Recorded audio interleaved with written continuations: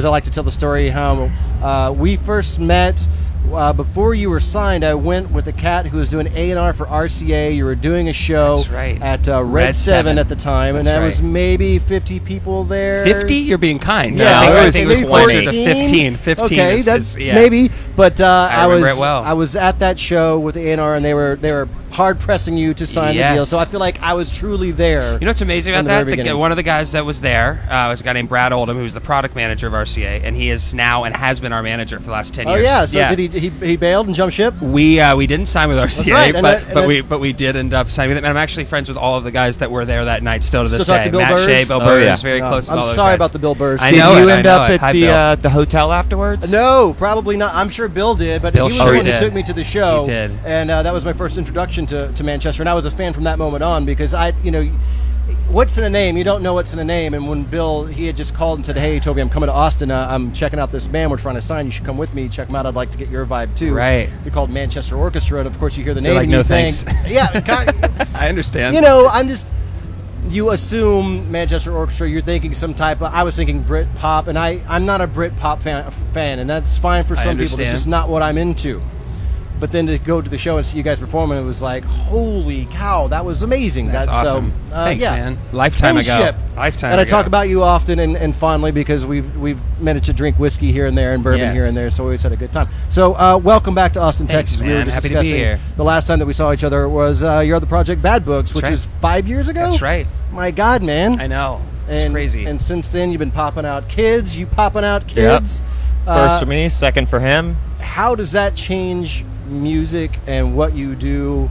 I've asked this of a lot of metal artists. Like, how can you still be so full of piss and vinegar when you have enjoyment in your life now?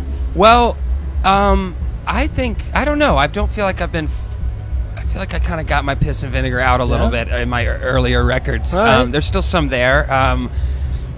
As far as the work goes, it makes us care more about it. You want your records to be even better because you have a family to provide for, you know? So it's a lot less about us and it's more about the future.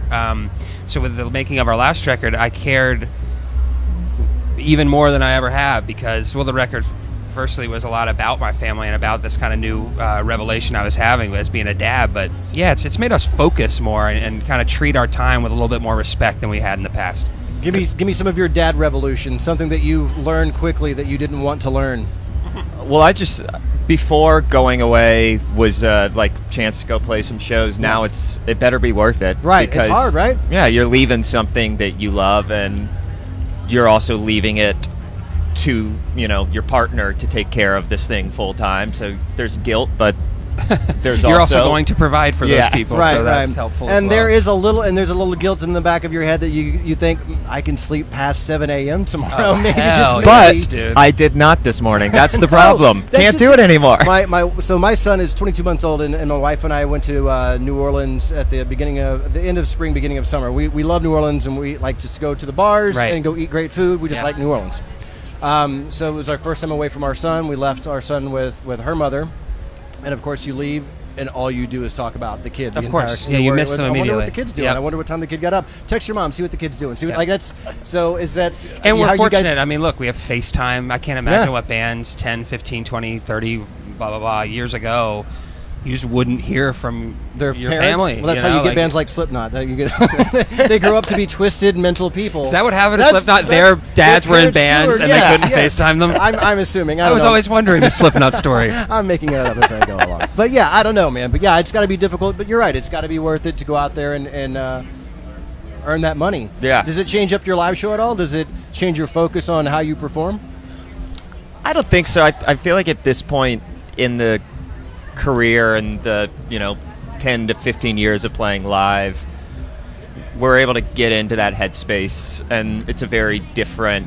The focus is the show at that point. Right. I do think for me, probably yes, because I've written songs about it now, and so performing songs and having a crowd sing back songs about my daughter is really cool. There's something that makes me care even more about it. It's not about a heartache or a God questioning. This is like my family. And I realized one of our managers told me a show we played a couple weeks ago that we opened the set with the song that I wrote for my daughter, and we closed the set with a song that I named my son after. So we opened with The Maze for my daughter Maisie and closed with the song The River.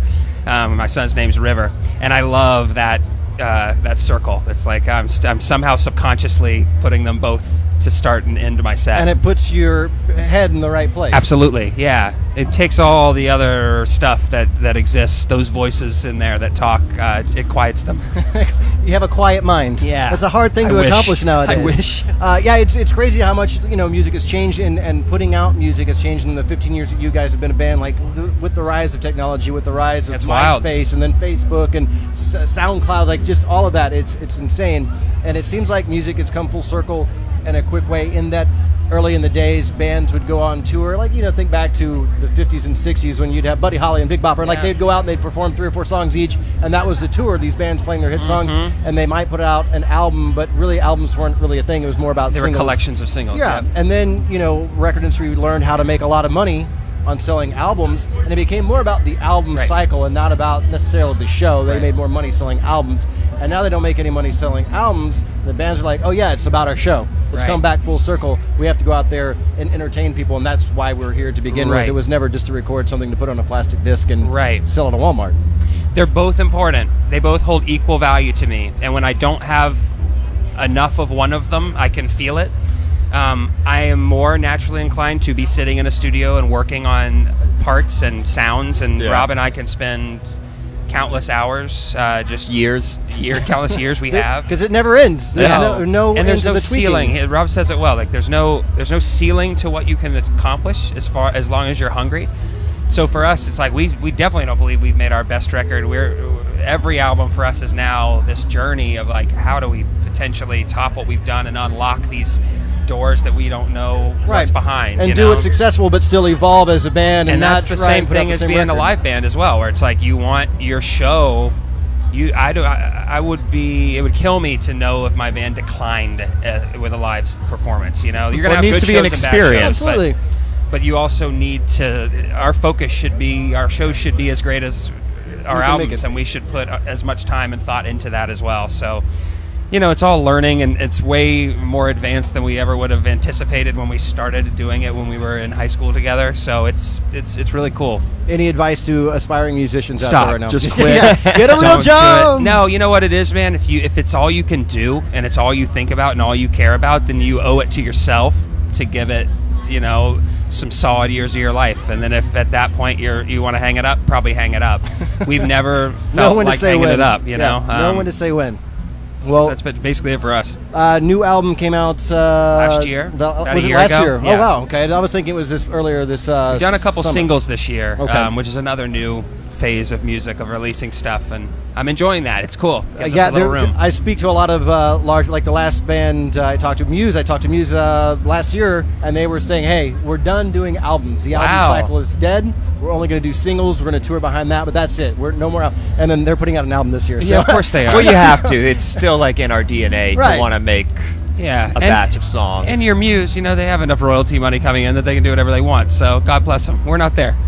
One day, Andy, if I have my way, damn it, you'll be there, my friend. I don't think I want that. I mean, of course, I would like that, but I like staying hungry. All right, Manchester Orchestra takes the home away stage this evening, 4:45. You got to get out and see them. Are you guys playing any of the late night shows this week? We are next week. Next week on Saturday, we're doing Emo's late night show. Us and Ben Queller. Excellent. Please go see them. You'll be impressed. You're going to love Manchester Orchestra. Thank you guys so much for stopping by. Always a pleasure. Have a great festival, and maybe I'll see you on the streets. Thanks, brother. Appreciate it. Bourbon's on me.